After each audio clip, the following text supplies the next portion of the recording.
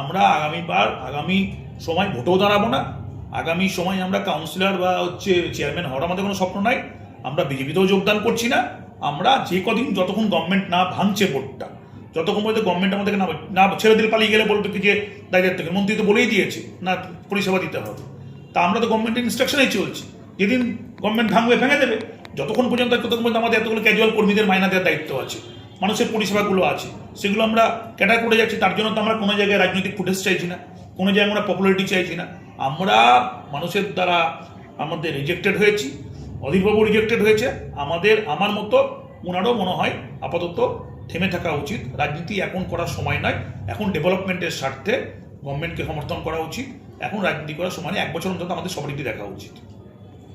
আগামী পৌরসভা নির্বাচনে বহরমপুরের যেভাবে সরকারের প্রতি আস্থা আছে, তাতে অধীরবাবুর দল একটা সিটও পাবে না, তৃণমূল তো পাবেই না। কারণ তৃণমূল, আমরাও কেউ ভোটে পার্টিসিপেট করবো না, আমরা বিজেপিতেও যাব না, আমরা কংগ্রেসেও যাব না। আমরা একজন সাধারণ নাগরিক হিসাবে শুভেন্দু অধিকারীর যে ডেভেলপমেন্টের যে আইডিয়াগুলো আছে, একজন নাগরিক হিসাবে আমরা যেখানে মনে হবে সমর্থন করব, যেখানে মনে হবে সমালোচনা সমালোচনা করব। তাহলে এটা হচ্ছে একজন নাগরিক হিসেবে আমাদের স্ট্যান্ড হওয়া, আমাদের অন্তত এরকম একটা মানসিকতা তৈরি হয়ে গেছে। কিন্তু এই জায়গায় দাঁড়িয়ে আমরা কিন্তু এটা এক্সপেক্টেড নয় যে আমরা পরের বার বিজেপিতে যাব, আমি কাউন্সিলর হব, আমি চেয়ারম্যান হব। আমাদের কিন্তু এরকম মোটর নেই। কারণ আমরা বিজেপি প্রচুর পরিমাণ ভোট নিয়ে বহরমপুরের মানুষের তারা ক্ষমতায় এসছে, তাদের প্রচুর নেতাকর্মী আছে যারা সামনেবার কাউন্সিলর হবে, সামনেবার চেয়ারম্যান হবে, সামনেবার ভাইস চেয়ারম্যান হবে। তাদের সেই জায়গাটা তাদের ছেড়ে দেওয়া উচিত বলে আমার মনে হয়েছে। কিন্তু কংগ্রেস খুব লোভের রাজনীতি করে, বহরমপুরের কংগ্রেস বলছি, সেই লোভের রাজনীতি থেকে বেরিয়ে আসতে কংগ্রেস পারছে না। তাদের এত সংকীর্ণতায় তারা রাজনীতি করতে করতে সংকীর্ণ জায়গায় চলে এসছে। মহিলাও মানছে না, পরিবারও মানছে না, জানাজানো প্রকারে তারা আবার মিউনিসিপ্যালিটিতে ঢুকে আবার তাদের যে ইন্টারেস্ট, অর্থাৎ এই যে তারা দুর্নীতির কথা বলছে।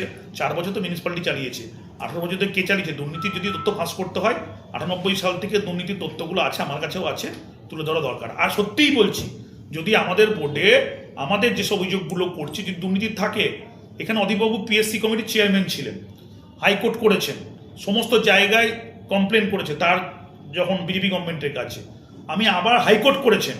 আমি চ্যালেঞ্জ করছি ওই বিজেপির একটা গ্রুপকে সঙ্গে না নিয়ে বরঞ্চ আপনি মুখ্যমন্ত্রীকে চিঠি লিখুন, ডিএমকে চিঠি লিখুন, যে জায়গাগুলো যেগুলো স্পেসিফিক যেগুলো মনে হয়েছে আপনার যে দুর্নীতির সঙ্গে জড়িয়ে আছে, সেই দুর্নীতির সঙ্গে জড়িয়ে থাকার যদি কোনো জায়গায় আমি বা আমার কোনো অফিসার বা আমাদের কোনো কাউন্সিলর কোনো জায়গায় যদি ইনভলভ থাকে, আইন অনুযায়ী যা শাস্তি